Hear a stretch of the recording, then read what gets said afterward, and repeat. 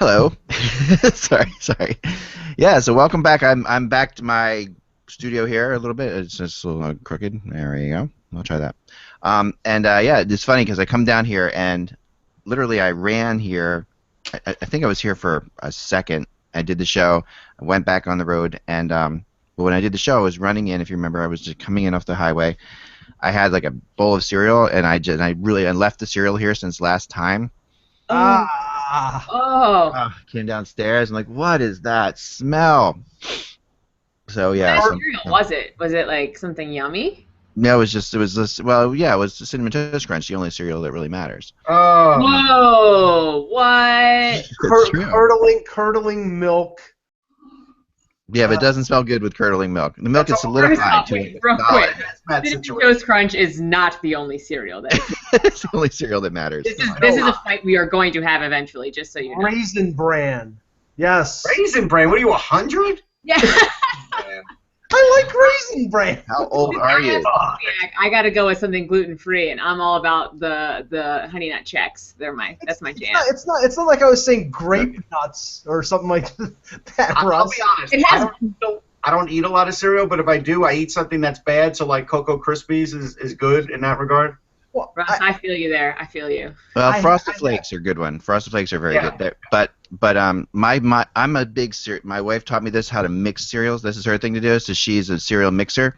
So I'm telling you, the best combination is Lucky Charms and with Cinnamon Toast Crunch combined with Frosted Flakes. That'll just knock your socks off. You can't beat that. Sounds really I healthy. don't like the cinnamon toast mixed in. I have to be honest. Cinnamon Toast Crunch is the only cereal. If there can only be one cereal left on the planet, that's the only one we would need. Like that's the one that fulfills all the needs. It's just ignoring the gluten-free over here. Well, gluten-free is like AD. It's like ADHD. It's just a made-up disease for you young people. I mean, it's like we never cared about gluten when we were kids. We just ate. We dealt with it. Come on, deal with it. Mixing cereals is like mixing chemicals. You could potentially have something explosive, but this time it was. Also, celiac is a real thing. I'm throw that out there. I'm a diabetic. I'm not a doctor. I can't have like high sugar cereals. That's why. Sorry, Russ. I'm like an old man with my Geritol. I have my Raisin Bran. Raisin Bran. All right, so you have a real reason too. I can't hate on you then, Mike. I can't hate. I do like grape. I'll give you a pass. Thank you. Boy, the HockeyBuzzCast crew is just falling apart. Just kidding, we're not. We're totally diabetics. It's late in the season. This is what happens. I have to share my food faux pas from yesterday. Everybody had a good guffaw at this. I was making a thing that my dad always used to make, which was the spinach and eggs with a little Italian cheese mixed in. And what you do is you fry the spinach with a little olive oil, and then you mix in the eggs and the Italian cheese, and you cook it in a frying pan. Well, I'm going along doing this, and I go into the refrigerator to get the Parmesan cheese, and I start sprinkling it into the egg and realize it's not soaking in, and then I realize, oh crap, it's not cheese, it's coconut. Shredded coconut. That sounds yummy. But here's the bigger question. Why do you have coconut so readily available? What are you possibly putting coconut in? I put coconut in my protein shakes. Also, I was going to say, I have shredded coconut, too, in the fridge. So. Yeah, I have coconut oil. I use that for a lot of stuff. But coconut's not an easy flavor to sort of assimilate into society. Right. No, I put coconut in my protein. Good idea. But then I basically had to throw out 2 eggs and Assimilated Coconut's one of my favorite bands from the 80s, by the way. Yeah, Midnight Oil with opening egg, assimilated coconuts. Yep. All right, so here's a quick story I got to share because this is really funny. This is a story from the road. Okay, so Mark Askin, who watches the show all the time, is a great guy. I saw him on the bus, and it was really nice to see him. He's a fantastic individual. He works for the CBC, just a really one of the nicest people in all of hockey.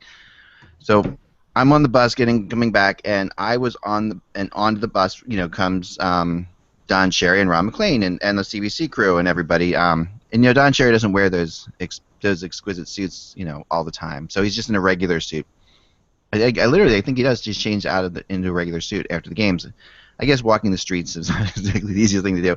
But so anyway, so we were coming back and talking to Mark, and he's got some really interesting things. At this point, I find out that Mike Augello is in the he's like, oh, so I see Mike's doing the Puck Talk thing in now for those of you who remember, Puck Talk is an organization that I've completely banished. They have come to Philadelphia 3 times and never asked me to be a part of it. And I'm not saying I'm an important person. Me either, but I don't even talk about it. So you do. Yeah, well, I'm going to throw this out there that I would love to be on it, and I've offered my services for free. I will do anything, but they apparently don't want me on Puck Talk. So imagine my surprise to find out that Michael Jello, who I've been talking to all day, to be told this by somebody else that I see that Mike's on Puck Talk with John Shadden and all the other group coming up in the end of the month, and I'm like, wow, that's really great. I say. Were you aware of this? No, not at all. But that's okay. He's, I don't own Mike. He can do whatever he wants to. I just thought he would maybe mention to me that he's doing a talk for an organization that I banished. I just found out like 2 hours before. What am I supposed Obviously, you're supposed to act these things first, Mike. Come on, with this rookie hour over there. No. Wow. I'm kidding. No, but I mean, come on now.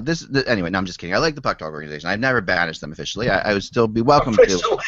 It's unofficial. It's an unofficial banishing. It's only a partial banishing. It's a fun-loving banishing. Don't worry. In about 2 hours, I'm gonna get an email say on second thought we reconsider. Right? No. Please, Mike is perfect for this. It's great. I would love to be a part of it. If not, I'll just promote you when you have other people who are more important than me in Philadelphia talking hockey. That's perfectly fine. In all seriousness, congrats, Mike. That's awesome. Yes, that's really good. Quite a star-studded cast, and Mike Augello.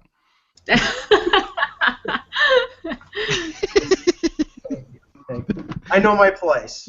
No. No, I think it's great. I'm serious. You deserve to be there. You're one of the most read. People don't know this about Mike, but honestly, if you saw his stats, no one's probably more read in the Toronto Maple Leaf media than Mike. So you should be there. You absolutely should be there. I completely agree. So anyway, a little bit more of the story of this bus trip, because the fun didn't end there. So we're driving. We continue to drive home, and now the Copa tournament, which is a soccer tournament, which Jillian can speak to, I guess.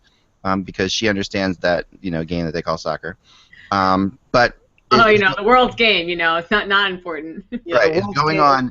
It's going on at the big stadium there where the 49ers play. Now that is right next to the hotel where the NHL media is staying. So it's basically the hotel is basically NHL media and soccer players, like just tons of soccer players.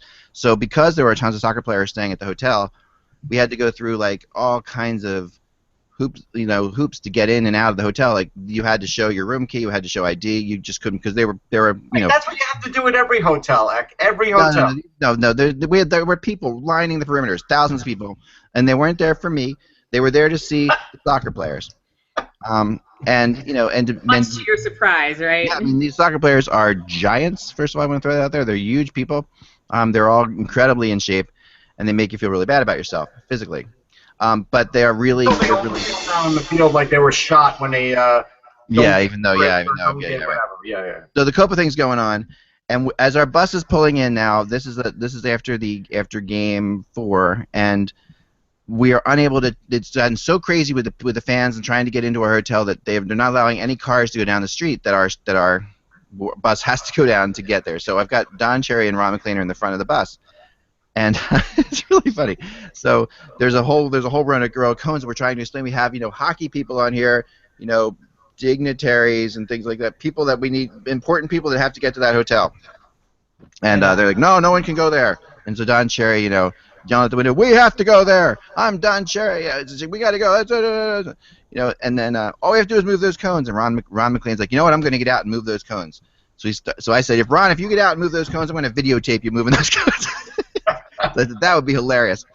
And so they did eventually move the cones and let us in, but it was really funny to see the coach's corner duo take command. It was we were all like, good job, Grapes, which is the nickname for Don Cherry. Jillian. Some people didn't know that. That didn't go unnoticed. Yeah. So there you have it. So that was the story. It was just. It's fun, and now I'm back home for a day, and then I'm driving to Pittsburgh tomorrow. where I will That'll be your meet Russ and Yep. his long-awaited power cord, Yeah. which I will not forget. Well, that'll be the last road trip of the year. And then apparently my Stanley Cup gift, which I thought was a personal thing from the league, which has turned out to be something less than that. Yeah, it is something less than that. That's all I'll say. Definitely something less than that.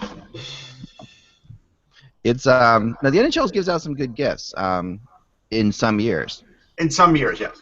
Yeah. All right, so let's move on to the show.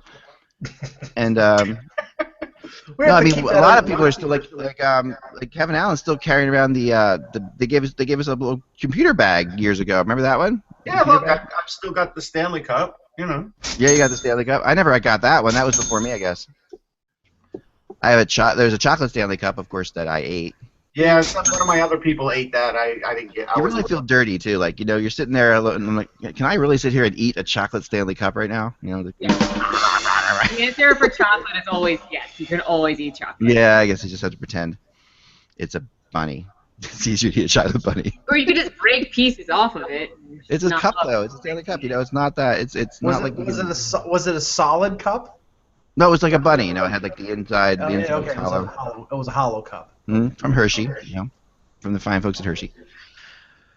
All right, here we go. The solid ones, by the way. I don't eat the hollow ones. I don't. You don't eat hollow cups, yeah. Hollow chocolate.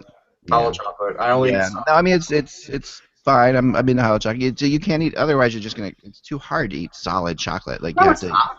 to cut it up in pieces. And What do you mean to cut it up? Don't you have teeth? You don't have teeth that work? I'm not gonna bite into a big block of chocolate. No. Mm-mm.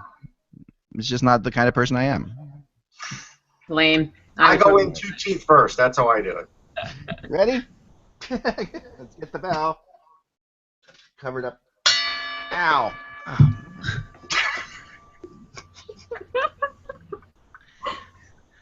Oh, God.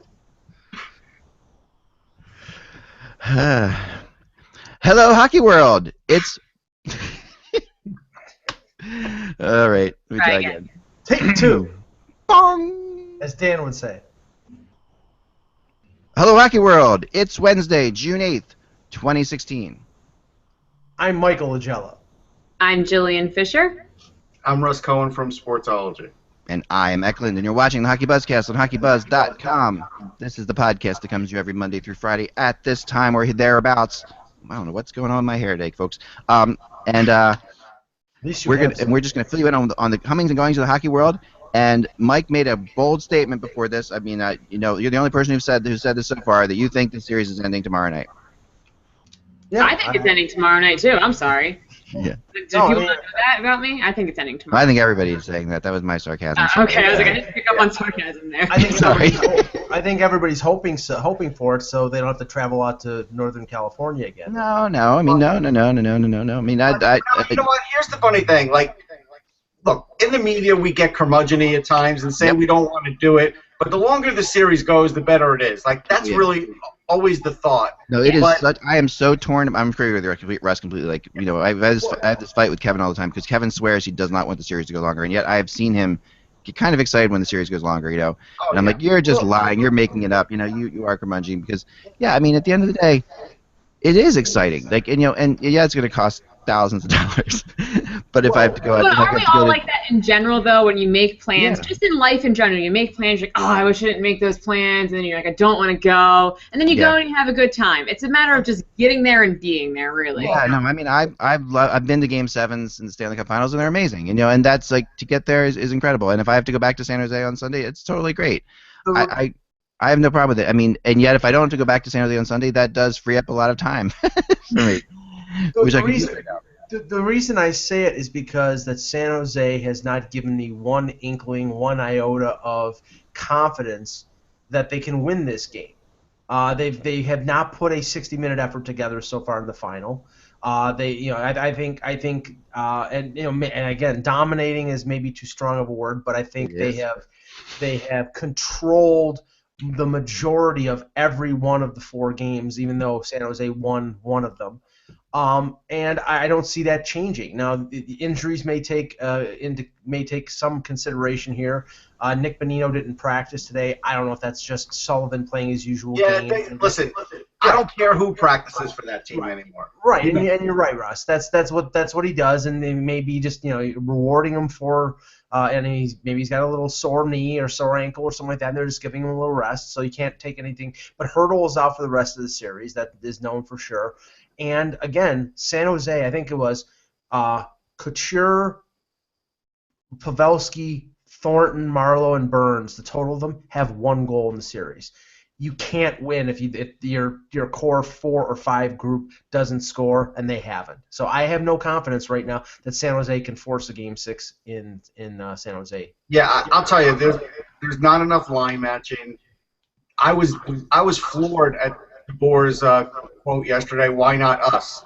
It's like it just seemed so ridiculous to say it that way because really up to this point in this series, you really haven't earned the ice. Most of the time. Most of the time, they have not earned it. They've had some moments, and they've had really good stretches, but they haven't put together one 60-minute effort, and that's why not us, Pete DeBoer. That's really the reason. All right, I've thought a lot about this, but Jillian, what are your thoughts on this? I was just going to say, I agree with, when you say why not us, I'm like, I can name a lot of reasons why not. And it's not I'm not trying to bash the San Jose Sharks, obviously not, because I would love to see them come out and put a great effort forward and feel like they are playing in the Stanley Cup final. I've seen, moments of that. And if it didn't happen in Game 3, and if it didn't happen in Game 4, I don't see it happening. I think this Pens team is just too fast for them. And they can maybe keep up with them in maybe the first 5 minutes, and then another chunk here, and another chunk at the end. And the Pens tend to let them get hope, and as they put pressure on. It's every game has been like this. They put pressure on at the end of the game, and the Pens just kind of it almost is like the Pens are toying with them because they're confident that it's okay to do that.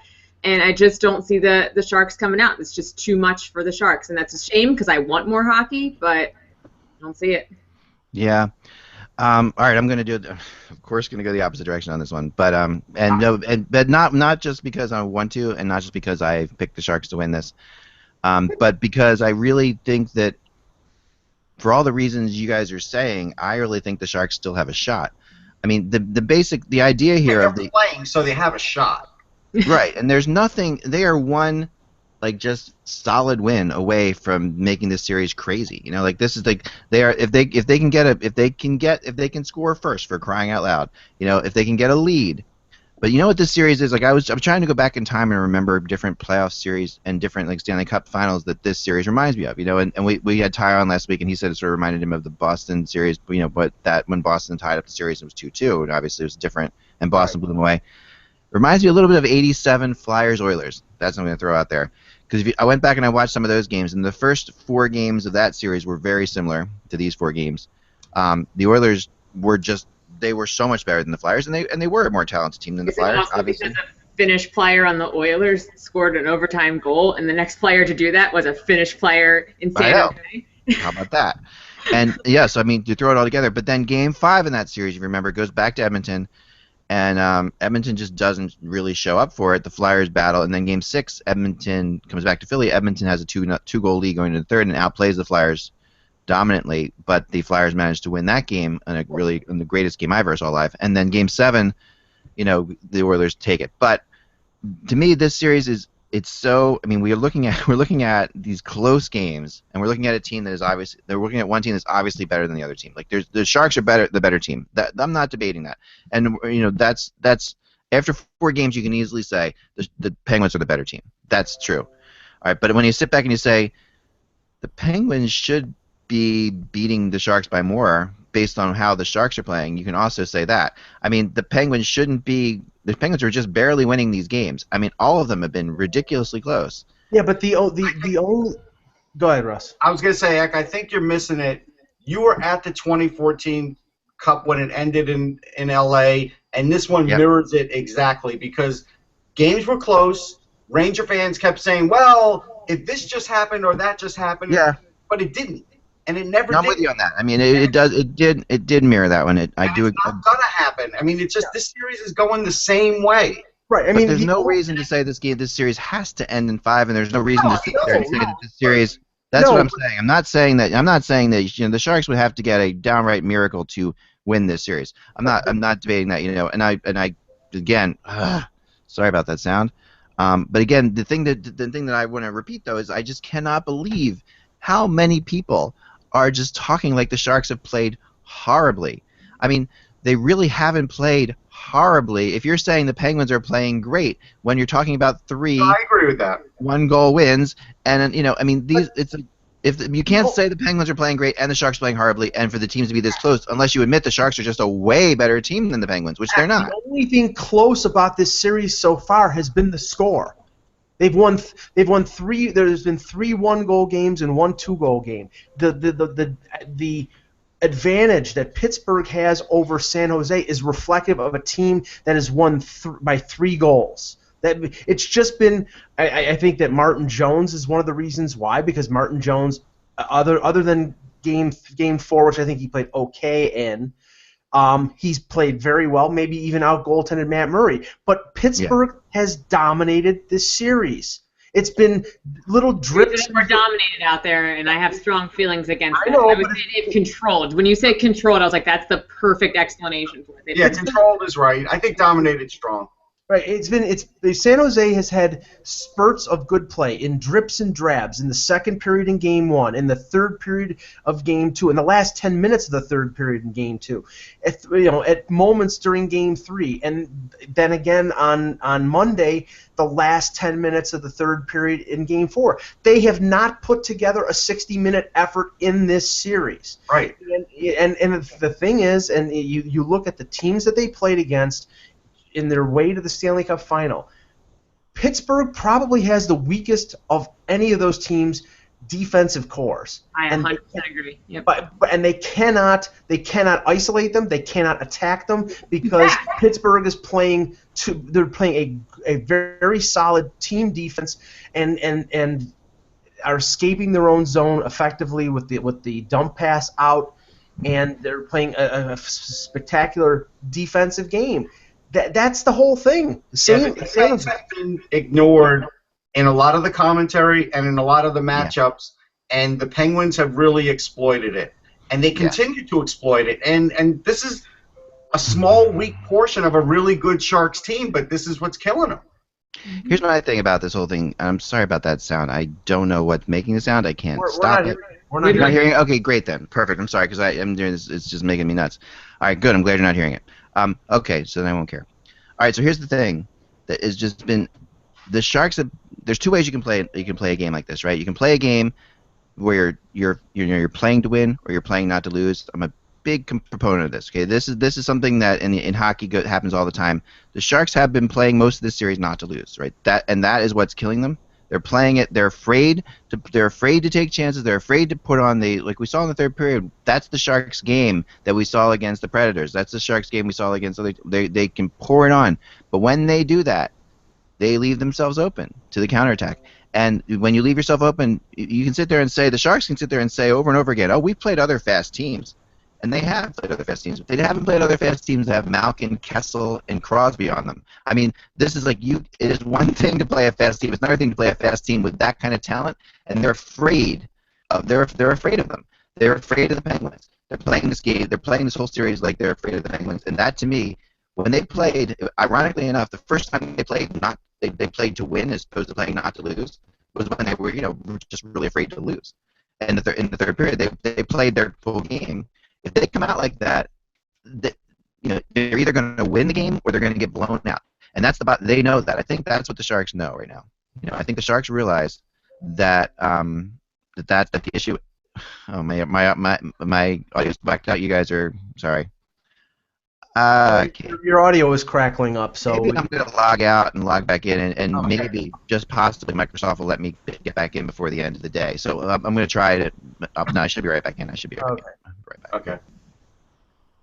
I mean, Russ, my point, looking at this series right now, looking where it is right now, I mean, pretty much San Jose is in a no-lose situation in terms of if you want to open it up and try something different, go ahead, because what you've done the first 4 games has been a losing proposition. It is not working. To me, I've been begging for San Jose to get more physical in the series, to isolate guys like Letang and Crosby and bang them into the wall and try to inflict some punishment on them, because when you win a series like with Boston and Vancouver in 2011, the series was turned around in that third and fourth game by Boston becoming much more physical. And I think hard to do that. It's hard to do that when you never get that first goal, because then you're playing from behind right away, and when you play from behind like that, it makes it a little less difficult. You're worried about maybe taking a stupid penalty, and also if you do start playing that physical, you're not going to get under their skin as much because they're ahead, they're winning. So it's. I think you have to do it from the outset, Jillian. I think you have to. Go ahead. To me, I'm wearing my Bruce Lee shirt. This is like a Bruce Lee movie. This is like, Enter the Dragon. This is like whenever that challenger is ready to sort of go up against Bruce Lee, and Bruce Lee's got it all going on, that challenger is thinking they're in it for like the first minute or two of the fight, and then once Bruce Lee sort of makes that scream, it's over. And I think if the Penguins, here's where I'm going to make the analysis, if the Penguins... I came in at a really weird time. I'm like, is this the HockeyBuzzCast?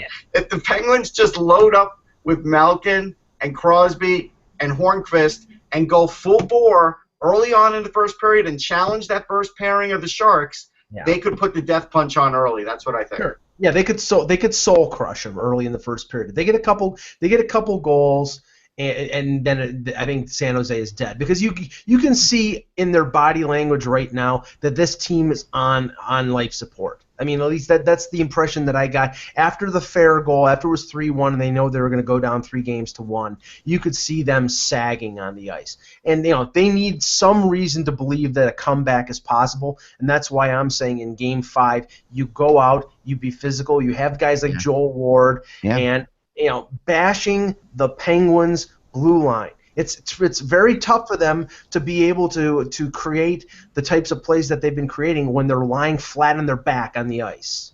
Yeah, no, I mean, you're absolutely right, and they can, like I said, the reason I feel like this game is going to go one of two ways, I think this is going to, I mean, the Sharks can try to play this game where we're keeping it within one goal and then get the break and then maybe score in overtime, but that's just the whole likelihood is the better team's going to win if they do that.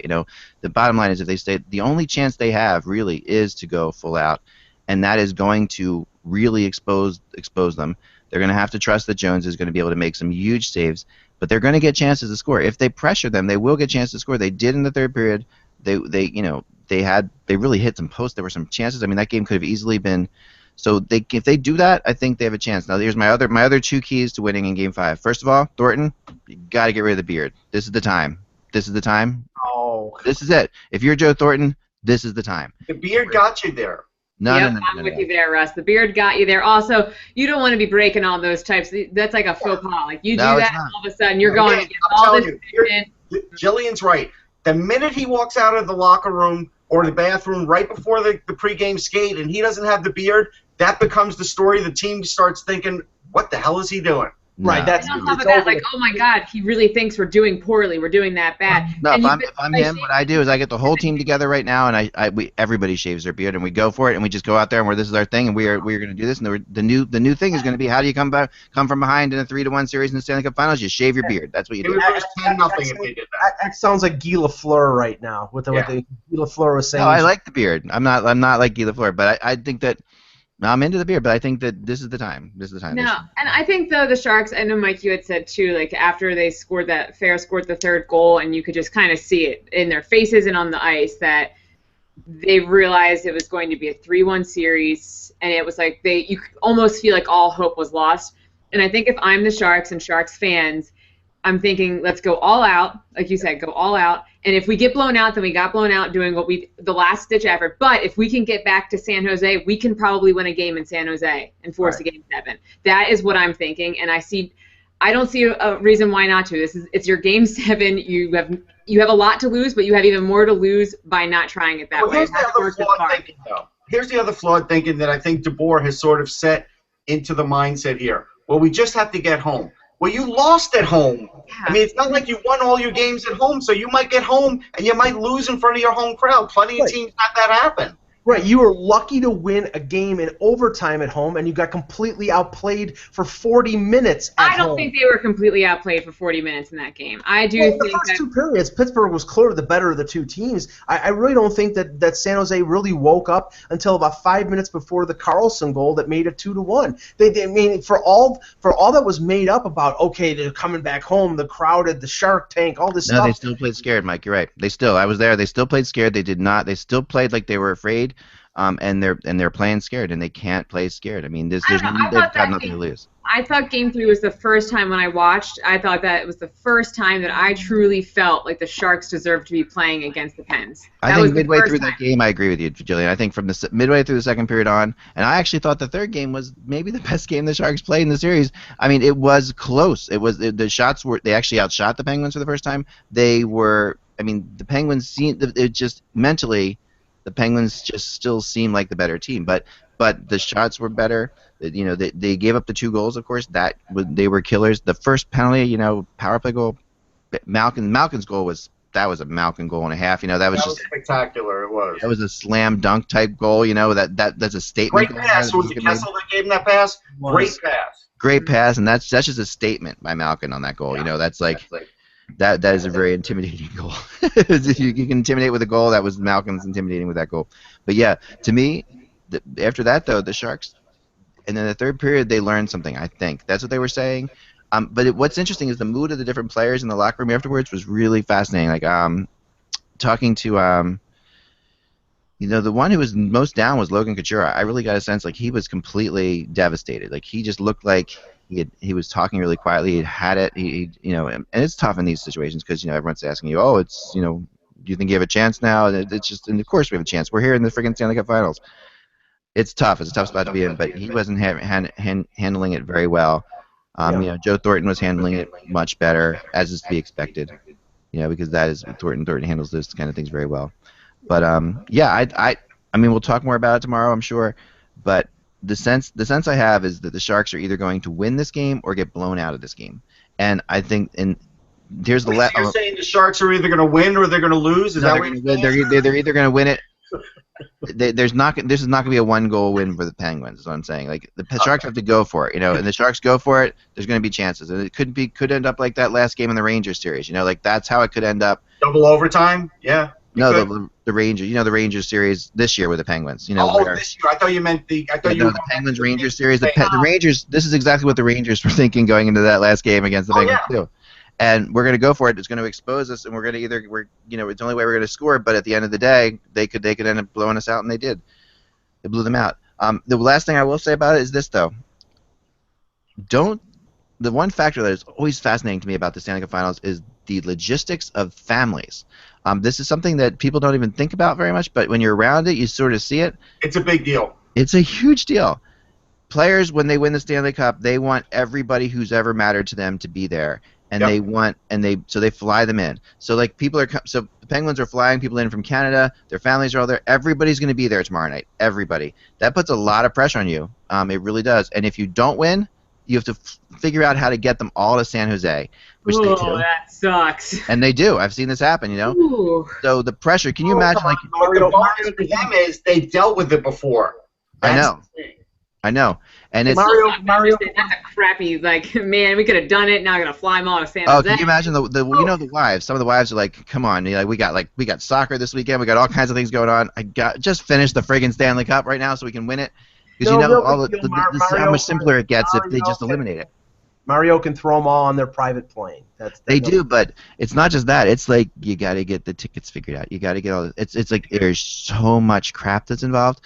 Because once the team wins the cup, you know, you all see on television them skating around with the cup, but then after they go away on TV, all the family members, you know, pour onto the ice, and everybody gets a chance to raise the cup over their heads, and you know, all those people are now part of the Penguins traveling circus. Okay, I have to ask the big question.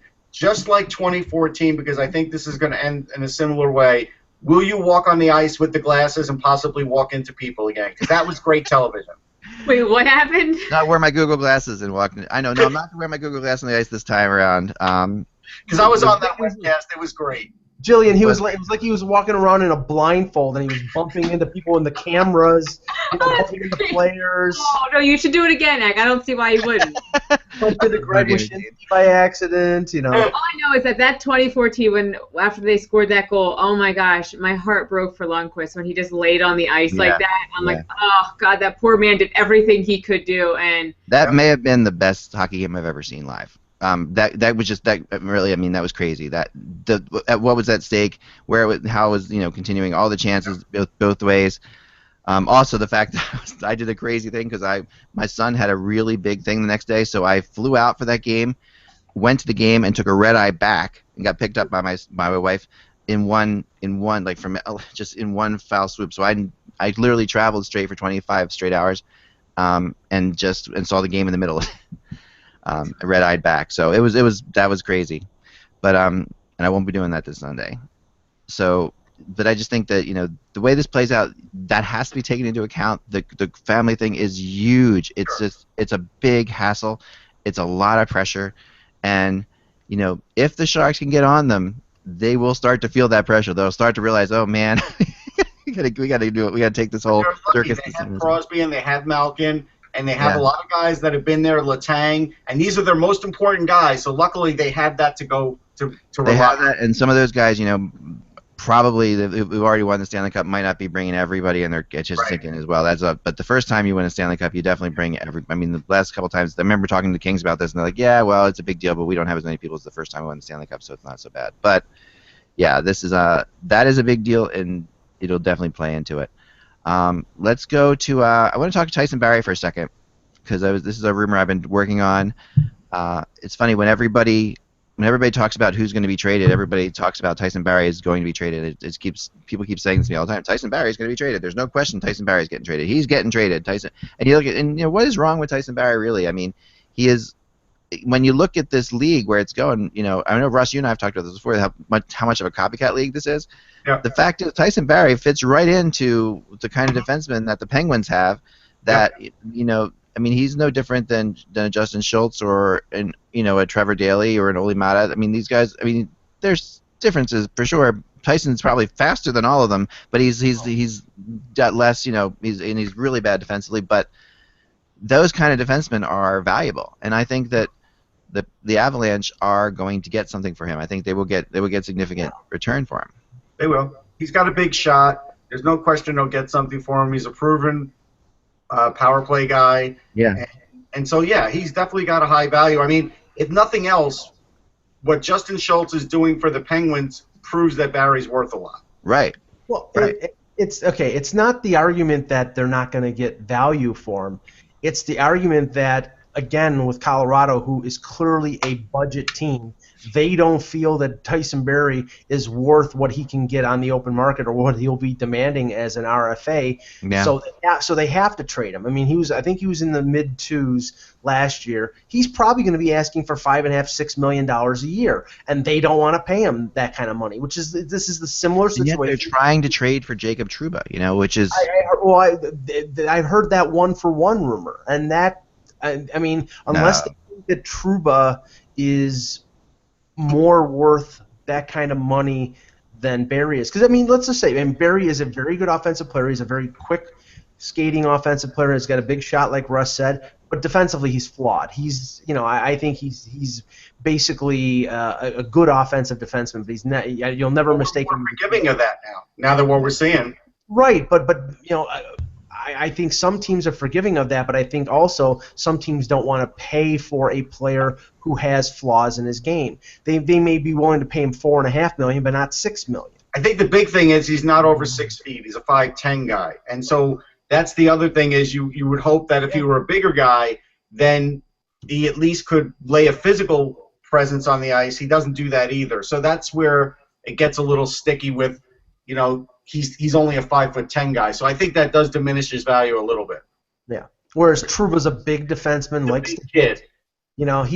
He's a guy who you could legitimately put as slot in as a number 2 with Eric Johnson, and maybe even he would be the number 1 eventually because I think he'll be better in a couple years than Eric Johnson is. But that's that has been the weak spot for Colorado for years, which is through line. And then all you're doing now is, I mean, if they're going to trade Tyson Barrie, they're creating more of a hole in an area that's been a weak. That's what I don't understand. I mean, what is it about Tyson Barrie? Why do they want to move him? I've been trying to get a real answer for that. I don't think they want to pay him, Mac. I don't think they want to. They don't think he's worth. But the like what we just said, you're going to have to pay a defenseman, some defenseman, that kind of money. Right, but if they're going to pay a defenseman, they're going to pay somebody who they believe is worth that kind of money, and maybe that's where Truba comes in.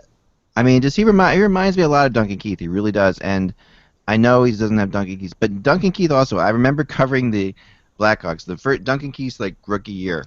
If you remember the first couple of years of Duncan Keith within the league, he was looked upon very similar to how people are looking at Tyson Barrie right now. He really was. He was fast, but not good. He wasn't thought of as a bad defensive player. We think of Barrie as a bad defensive player. We do. I don't know. I was there when the Hawks were at their lowest. Right when the coach got fired, and I was there through the whole thing. And I remember Duncan Keith was getting scratched at that point because he couldn't play in his own zone. I'll give you a comparative to a Chicago defenseman, which I think is closer, and that's Brian Campbell. And Brian Campbell was not a good defensive defenseman when he was in Buffalo. While, yes. Yeah, it took him a while, and into his 30s, then he finally became a good defensive defenseman. But with Barrie and with Campbell, they're both good passers. They both were good on the power play. Campbell got moved around the league after he signed that. He got moved to Florida because that contract was abysmal that he signed with Chicago. And that's what I think a lot of managers in this league right now are saying. Tyson Barrie has a value, but Tyson Barrie being signed for $6 million is not valuable. If he's signed for $4.5 million, he's valuable. But if you have to pay him too much, he loses his value. Yeah, Campbell's a good one because he's around the same height. I think he became overvalued in Buffalo, even though I wrote glowing articles about him too, because with the players they had on the power play, he was spectacular. I think for Winnipeg, if they're taking back Barrie, then they might as well trade Tobias Enstrom. He's like a smaller, older version of that. There's no reason to have both of those guys on the roster, so I think you could look for him to get moved. But again, 1-for-1, I would never make this deal if I were Winnipeg. Oh, yeah. But if I were Colorado, I would make it tomorrow. Yeah, no, I think that there's no way that that's a 1-for-1 deal. There's no way. I mean, Chuba's value is just very much is very well reported. He's not going to be 49 points, but if he gets you 34 points and plays better defense and hits guys, I'm going to take that guy. It really sounds like Trouba does not want to stay in Winnipeg. That's really what it sounds like when I've talked to people. So I understand why Trouba's maybe not. Well, I understand why they would, because otherwise you would be like, why the hell would you trade Jacob Trouba? I mean, he's Winnipeg needs that. Winnipeg needs defense more than they need anything else as well. So I mean, you're looking at the same boat there too. I think. Or the fact that they just signed Bufflin to the big deal. I don't think they're a budget team, but I don't think they're spending to the cap ceiling either. And on top of signing Bufflin for over $7 million, to sign Trouba for something close to that, I think that's not where Winnipeg wants to go. So I think that if they can get, and in this market where defensemen are so valuable, they should get overpaid for Jacob Trouba. They should get overpaid. Gesundheit. Thank you. I agree. If you notice, I did the vampire thing so I don't spread germs. Yes, because that's an important thing. I hate getting germs on internet chats. It's a really bad thing. Totally agree. One thing I wanted to talk about real quick before we get into the expansion, and something kind of newsworthy, I think, for at least me. This is kind of mind-boggling for me, that HockeyFutures.com is shutting down. This is like, to me, this is a. I mean, a lot of people. Didn't you work for Hockey Futures? I didn't. Shane did, who I do my broadcast with. He was with them for a while. I wrote for when they had a magazine for a short time. I wrote for them, and I wrote for them. Shane wrote for them. Even Mark Fischel wrote for them. Yeah, no, a lot of people came through that website. Yeah. So I didn't come through the website. I only did something for the magazine. But okay. I'll say this: they were really good for a while, and then things started to slip as far as their charts. As I got better as a prospect guy, I would look at their charts and look at it more and more with a jaundiced eye. But my favorite part of Hockey's Future is all the hockey crazies would go to their message boards. No, the message boards are going to stay, I guess. The message boards are going to continue. Yeah, because I guess it's a traffic thing. But even that's not the same. We sort of look at their message boards with, the same reverence as, New Coke or something. It was great at the time, but now, we just joke about it. I don't know if it's really relevant anymore. I think someone like Reddit, like you said, has sort of taken over. But But the funny thing is you could always find a good joke about the Hockey's Futures board, something being posted there. Oh yeah, no, that's for sure. I mean, especially the trade rumor boards on the hockey HF boards. I mean, HF boards, trade rumor boards. I used to live on there. As like when I was, not doing this, and I was in high school and stuff like that, or not high school, but college. And I remember that whole thing. It's just kind of crazy. Hockey Futures board, where all good sense goes to die. Yeah. No, I mean, I mean, they've been they had rules about me at different times. There were Eklund rules and stuff like that on HF boards. I mean, whether you could post an Eklund rumor or not, we went back and forth, and I had to talk to somebody. Eventually, they legitimized. They said, "He's legitimate. You can actually post rumors from him." So I made through their thing by proving myself to a couple people through feats of strength or something. I forget what the tests were. They were kind of crazy.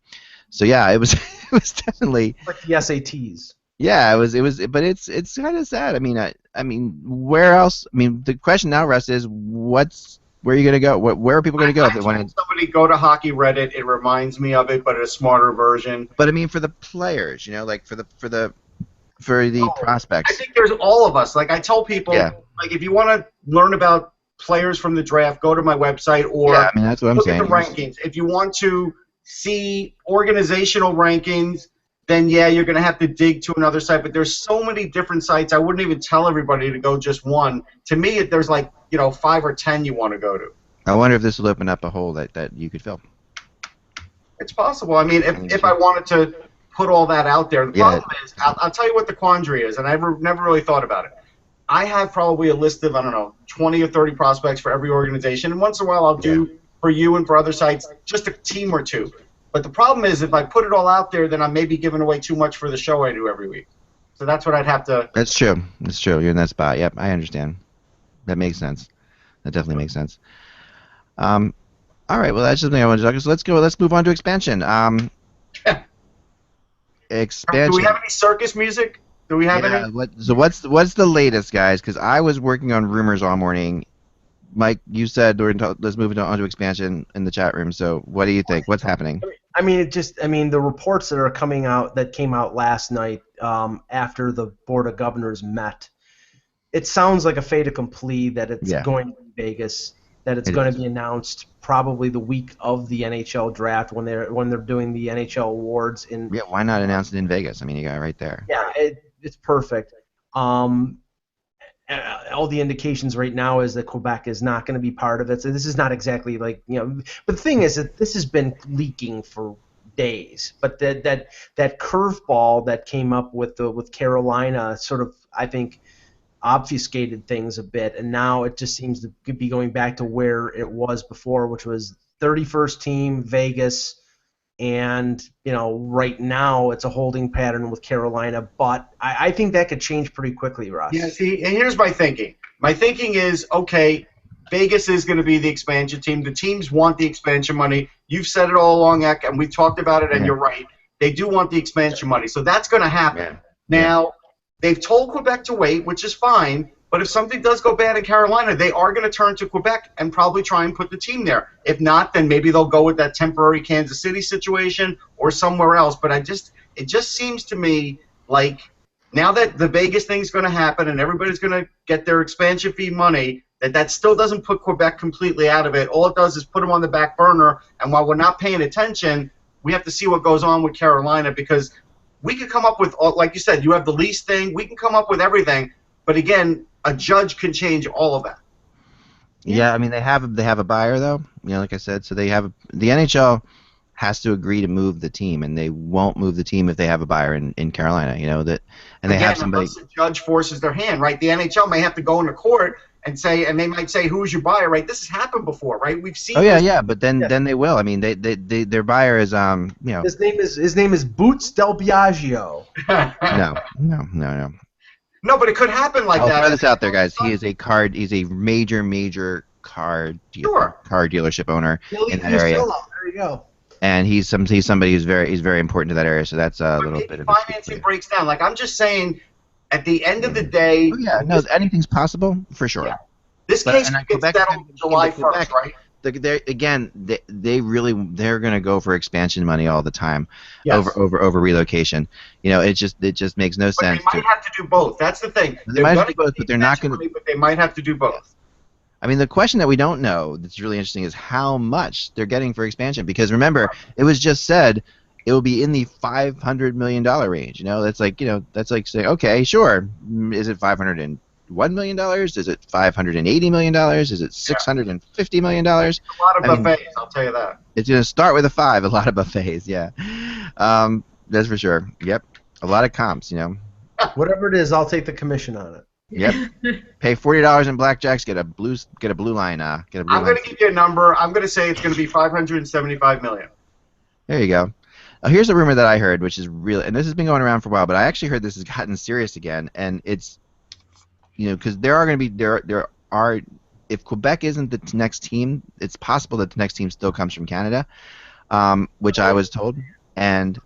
Don't even say it. Don't shake your head, Mike, because it's no. I'm telling you. Oh my God, Mike. Mike is like just Say it. Listen, I'm not making this crap up. Okay, I talked to a guy who's on the friggin' executive committee. Okay, this is real stuff. Okay, the guy in Markham. Okay, the guy in Markham who's running it there has been pitching this idea for a very long time of putting a team in Markham in the Western Conference, right? And it's something that they've been going on, and it has gained steam recently, big time. The idea is, Markham is a suburb of Toronto. For those who don't know, it's 2 hours. Is done though? Is that arena ready? They haven't even put a shovel in the ground yet. That's the problem. No. I mean, we're not talking about tomorrow, but we're talking about 2 years away, somewhere in there. But yeah, the idea here is, and what do you think of the concept of putting a team there in the Western Conference? That to me was the most interesting thing about it. The Western Conference, that's just weird. No, but I like it. I'll tell you what. I would liken that to the Mets and the Yankees. They share the same area, but they are in different leagues. And if they do that, I think that will be more palatable to the Leafs after they get their payoff like every other team for a territorial situation. But I do think there's some sense to this. And the point of this is that they always say that Canadian teams draw really well in the West, right? So this is what I was told to me. It's like, you take a team out from, but I said part of that I think is kind of false because I mean, the Maple Leafs draw well in the West because people grew up with the Maple Leafs. No one's going to have grown up with this team, right? So, but at the same time, if you're from that area or something like that, maybe you will become a fan of this, I guess. But I think this is more or less, he's trying to just make it happen in that, kind of like what you're saying, the Mets and Yankees concept. You're talking a redheaded stepchild situation here. You got the Leafs who dominate the. I mean, that's how it would be anyway. No matter who you put in. No matter what, it would be that way. It's like the Blackhawks. It's like the White Sox and the Cubs, right? I mean, the Cubs are always going to be the Cubs. The White Sox are the stepchild. You can't get past. Yeah, but we're talking about the White Sox who've been around since the 1890s. We're talking, it's not like they got to start somewhere. You say they've been around since the 1890s. Who knows? In 100 years, maybe we'll say that about Markham. Yeah, I mean, there were podcasts going on in the early 1880s that were really against this. So I mean, it has to start somewhere. I mean, I just think that the second team in Toronto scenario is pipe dream central. No, I love it. I think they go with the red Maple Leaf. So this way, when the red Maple Leaf goes up against the blue Maple Leaf, it's fantastic. I like it because the colors work out well. I like it. I like it. Things that are more likely to actually happen, though. Russ Cohen, expert troll. No, it's just I really don't think. That it's happening. This guy has this is the thing. People want to talk about the best locations to put teams. It's not the best locations to put teams. The NHL, that's a whole big farce. Yes, the NHL puts teams in good locations. It's where they can make the most money. No, the NHL puts teams with the richest people they can find. Right. All right, if this guy Markham wants to put a team in there and he's got more money than God and they know it's safe. But he doesn't. If it's Graham Rouston, who was the head of the Markham consortium or whatever.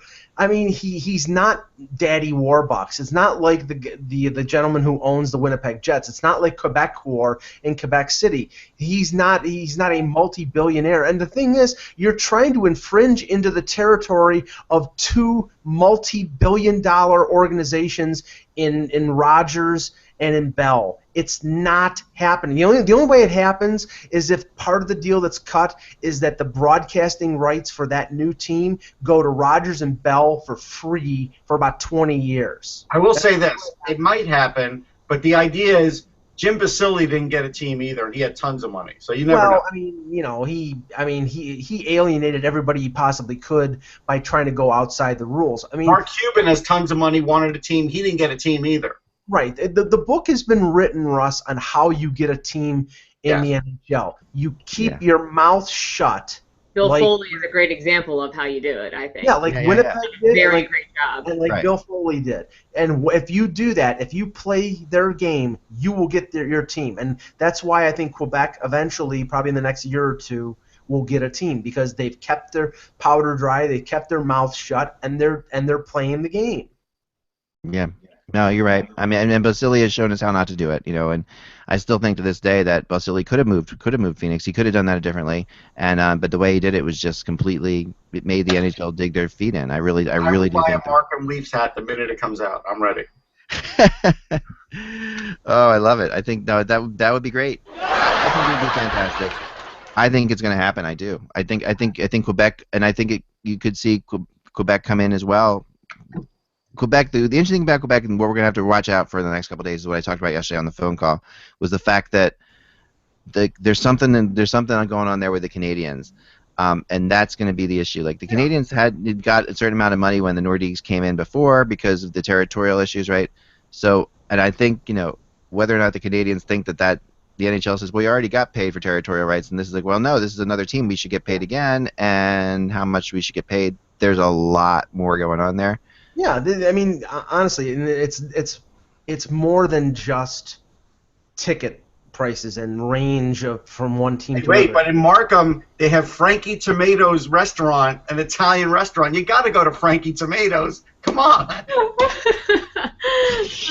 They have rats. Oh, this one, aren't you, Russ? They have rats and roaches at Frankie Tomatoes. So sorry, I'm just kidding. But honestly, I mean, right now, this is the Montreal Canadiens. Give me. That's what they want from Quebec, because they're infringing on the province of Quebec, which they've had for themselves for 22 years. You've got, basically the regional network with TSN broadcasting their games, and don't you think that Quebec City will take ratings away from the Canadiens because now there's a team, there would be a team in Quebec City. That's the whole thing. They're going to ask for some sort of financial compensation, and I think Dan said this yesterday, the Baltimore Orioles asked from the Washington Nationals when they moved from Montreal. So that makes, I don't blame Montreal for doing that, but I think that will get straightened out, because honestly, they're not going to prevent, if it's expansion, they're not going to the Canadians are not going to prevent the NHL owners from making $500 million. They won't let them stand in their way to do that. Right. I can see that. I wanted to touch base on Braden Holtby marching in the LGBT parade as well. I don't know if did you guys discuss this yesterday? And the mascot. And the mascot, right? And the mascot, yes. And his wife. Rock the rainbow. Instead of rock the red, they're rocking the rainbow. Nice. Did you guys discuss this yesterday? No. Okay. Yeah. So I'm just super impressed by this, and I'm really very, very impressed by his wife, Brandy, who is the more I hear about her from people, the way people were talking about her, just such an incredible individual. They are really, very much into all human rights. It's not just this issue. They're big human rights activists, which is awesome. I mean, it's just we don't see enough of this from people in our hockey great, world. And the NHL has really got a lot of players, and they're one of the only leagues that really has done a lot in this area. And a lot of the leagues are lagging behind. And just to see a player step up and do this, I love it. Yeah, it's amazing to me, and I'm just, it really deserves a ton of credit. And now, more than ever, I think Braden Holtby should be starting on Team Canada at the World Cup of Hockey.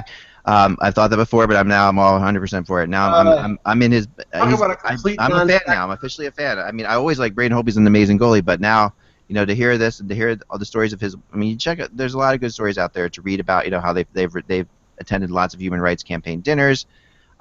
They really are. This is a really big issue. I also think it sends a message to fans of the league too, where I imagine if you feel like an outsider, with your friends or anything. It doesn't seem like a big deal to somebody who maybe doesn't experience those types of that type of discrimination, because it still does exist.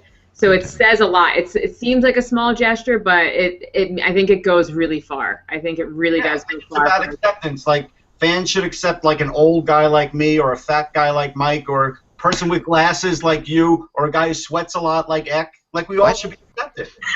Why don't sweat at all? That was a good one. Good. I'm actually sweatless, Russ. You know this. But also, I think that the Columbus Blue Jackets mascot is also marching in the local gay pride. Oh, great. The Pride Parade. The Pride Parade, yes. It's cool to see the mascots get involved too, and because that shows kids things too. I mean, this whole thing is really about like just, you know, I've always said fear is the absence of education, right? That's what it comes down to. People who are afraid of things just aren't educated about them, and it's, you know, I really. See, Russ, you got Jill sick now. She's all right. So no, but fear is the absence of of education, and this kind of stuff just makes people. I mean, you know, there's a lot of fans who are like, wow, you know, Braden Holtby, he's a really popular player on this team, and it matters to them that he's doing this. So to me, I think it's great. It's one of those small little stories, you know, that just. But it matters. It matters. You know, I love it. So you know. Hey, I've got a 1-minute rant if I can do it. Please finish with your rant. That would be good. So here's my 1-minute rant. I just posted something on Sportsology about the Combine. I waited a few days for like everything to get sorted out, posted, and I wanted to. And the biggest takeaway for me was when I kept hearing that. Again, and we talked about it the other day, but we only touched on it when the top players shouldn't be competing in the Combine. Yet we saw Austin Matthews go through everything, right? He did everything, and he even ranked in the top 10 in a couple of categories. And my feeling was people who are writing that don't understand hockey players. Yeah. Because if you interviewed these players, A, they want to do it with their friends. B, they want to compete.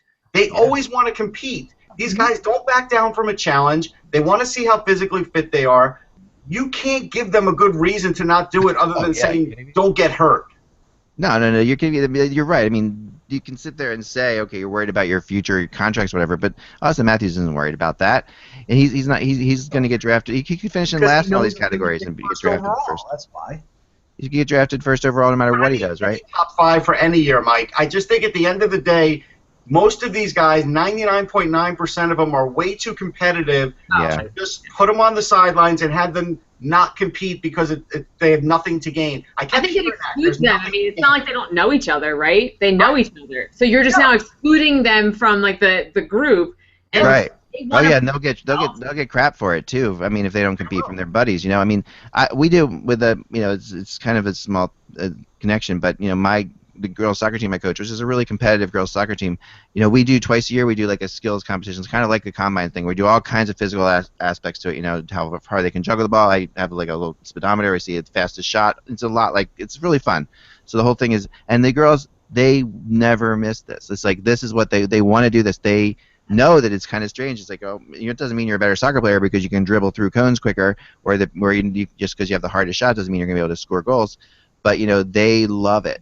And athletes do. Just athletes love this kind of stuff. It's, you know, you can't have enough of this. You know. I think we should have seen more of it in the U.S. Like, I'm not saying you should cover every minute of it, and Sportsnet didn't cover every minute of it, but they had a live stream going. I'm just saying we should have seen a lot more than we saw, because what we forget about is, I know it's all about, hey, TV ratings and advertising and everything, but you could advertise equipment and workout places, camps. There's plenty of places that would probably advertise, but at the end of the day, when young hockey players or future hockey players see these guys working out and listen to them a little bit and see what it's about, that goes a long way for the sport. And I think it's short-sighted when we don't cover that enough. I completely agree. I do. I do think, though, Russ, and maybe I'm wrong, but I think as the years go along, you're going to have a certain group of players that are going to be ranked at the top of the draft, that they see a downside in participating in the combine. You know, I'll grant you that there will be that competitive nature that there always has been, and maybe there always will be. But you're also talking about, you know, where they're drafted. I mean, there's a rookie salary cap, and they're locked in for the first 3 years on the entry level deal, and the only difference is bonuses, that you get the A bonus or the B bonus or whatever. But where you get drafted means something in terms of money down the line, and their stock falling because of a measurable, because of how many pull-ups they do, or you know what their VO2 test is. that may prevent some of these players from like going and doing those tests. I think that's very anti-hockey too. Sam Bennett was still a top pick. They didn't care that he couldn't do pull-ups. Didn't matter. I know, but I'm just saying what I think is going to happen. I think it's very possible, that some players will opt out of it because they've done it. I think the hockey in of itself, you'd have to, and we see it a little bit too with more of a focus on individual players and personalities. But as hockey stands right now, it's a very much team-oriented sport where the team comes before the individual. Yep. And right now, that's why I do see top prospects playing on the same level playing field, really. They all do everything in the combine. But as the culture of a change, I could see that happening too when you have more individuals, more personalities. Maybe they don't want to, like maybe you said. So we'll see. I mean, Russ, correct me if I'm wrong, but to me, it seems like these combines are viewed upon by scouts as, maybe like just a little extra information, like maybe just like a tiebreaker. You got two players. Something extra, absolutely. There are people who never leave those stands, and they're looking at all the times, and they're looking at how a guy does something and how they compete. The interviews are always going to be important, so that's going to never go away. But yeah, there's definite little things to be learned about these players, even during this, even after seeing them 50 times, because during those 50 times they didn't have to do any of these things, and one little thing can be a window. It can. Right, and if you're choosing between two players, you're like, this player is significantly a better athlete, just in general. Okay, well that's something that you want to look at. But on the ice, they were almost the same. So I think that would play into it. There was a club's assistant general manager, I won't mention, who was basically in the same spot for about 6 hours on Saturday. He was sitting there watching every player doing a long jump or doing this at one point, and he stood there for about 6 hours. So I think it's every little piece of info you can get is valuable for these managers. Yeah. It's always been odd to me that they don't come up with like real game situations that they could just repeat, like just something that's incredibly. I mean, I know just something. Okay, this power players, and we don't just. I mean, they might do that. I know what you're saying because, like in football, they make the guys run and throw. Yeah, they do that kind of thing because that would be really. It would be really helpful, I'm sure, because when you go to scout a player and you want to see how he did as a point player on the power play, but in that game he never got on the point on the power play. That's a tricky thing. I can see guys passing to each other and you finding out how accurate a pass is, how hard a pass is. I can see that happening down the line. I mean, that would be really beneficial, I think, if they could get some NHL players maybe to play with them, like have a power play and just throw this guy on point on the power play playing with all NHLers, just to see how he fit into that situation. That would really be something that would be valuable, I would think, to see where he's going to head. But it's still all just a crapshoot. Well, final note here, Peter DeBoer, I guess, is taking the opposite approach when it comes to the Sharks and trying to not ramp up things, but to sort of de-emphasize things. He was asked about Thomas Hertl, who was injured. He says Hertl is day to day, and check that means out for the season. So he's joking around and trying to loosen things up. I honestly think when it's Game 5 of the Stanley Cup Final, you're doing your team a disservice by trying to loosen things up. It's do or die, and that's what I'm saying. Yeah, but they know that. I mean that you can do. But do they really know that? Because sometimes I question it out there. No, they do. They do. I really do know it, but it is good sometimes. Look, at the end of the day, the players, there's nothing the players could take from what DeBoer said into the locker room. But if DeBoer came out with like a great quote from like, I don't know, maybe somebody who lost a big war, who they actually came from behind in a big war, I should say, and maybe there's some way you could do that. Maybe somebody back from the Greek times or whatever. And you to me, it's there's only one thing that works here, Russ. What's that? It's the meatball scene with that's like that meatballs. When how's it go? Oh man, I'll find it. You keep talking. Yeah, it was when the two camps were going against each other. Yeah. So no, continue. But yeah, if you could come up with a quote like that and say this is how we're gonna do it, I would prefer that because then the players would get something out of that. Well, just gotta say clear eyes, full heart, can't lose. Right, there we go. Peter DeBoer should be like every time, guys. Gets me every time. Peter DeBoer should be like referencing like Winston Churchill or William Wallace or something like that. Right. Instead he's telling jokes like he's at Yuck Yucks in Markham. Yeah. Yuck Yucks is next to Frankie Tomatoes, but Frankie Tomatoes is a must. I mean, go look at. I was waiting for you to grab onto that one, Russ. No, but go look at the logo. It's fantastic. It's like it's like a stereotypical pizza box Italian guy. Like he's got a big tomato in his hand. It's fantastic. Oh, for sure. Maybe I can get him as a sponsor. Oh man. I know. I'm gonna have this for you tomorrow. I am going to read dramatically tomorrow the Bill Murray scene for you. This is just the greatest. It's such a great scene, and I mean you've all seen it on the. I can do it this way. Here we go. Ready? Yep. Here we go. So we're gonna watch it like this. This is great. Can't beat this. Okay. You know, I'm not looking for cloudy with a chance of meatballs. Here we go. It just doesn't matter. That's the scene. Ready? Here we go. Coming up. Gonna put the volume up here. And if we win! And if we win! Are you ready? Nope. Nope, not yet. Nah, just... Well, while we're waiting, here's a quote that I would use, right? I have a quote by Napoleon. It's, "He who fears being conquered is sure of defeat." And I would use that, and I would walk away. Yeah, that's all you have to do, right? I'm with you. And then he promptly went out and lost at Waterloo. But it's still a good quote, Mike. It is a good. Russ's feelings got hurt there a little. No, I agree with you. I completely buy that. There's some great quotes. I mean, obviously, my favorite is the miracle speech. You know. Yeah. You know, that's by far the best, right? Because that was the one that really, and we jokingly play that. My daughter loves that, and she plays that sometimes before big games. It's really cute. Just to get going. Waterloo was like Game 7, so that would have at least gotten them to Game 7, Mike. So there. Right, exactly. So I hate technology. Can I look at this? Why Apple? Why? They all hate you. It's on now. Here it is. It's a Bill Gates moment right here. I'm taking donations. I'm taking donations to see how many people will pay for me to destroy my MacBook Pro with a sledgehammer. Or a sledgehammer or an axe. I'm willing to do it. If people will pay me, I will do it. An axe is a great way. An axe? That's awesome. I'll put it on something. Here, guys. Hey, come on. Look, just because we're losing doesn't mean it's all over. Cut the crap, Morty. I mean, the Mohawks have beaten us the last 12 years. They're going to beat us again. That's just the attitude we don't need, Phil. Sure, Mohawk has beaten us 12 years in a row. Sure, they're terrific athletes. They've got the best equipment that money can buy. Hell, every team they're sending over here has their own personal masseuse. Not masseuse. But it doesn't matter. Do you know that every Mohawk competitor has an electrocardiogram, blood and urine tests every 48 hours to see if there's any change in his physical condition?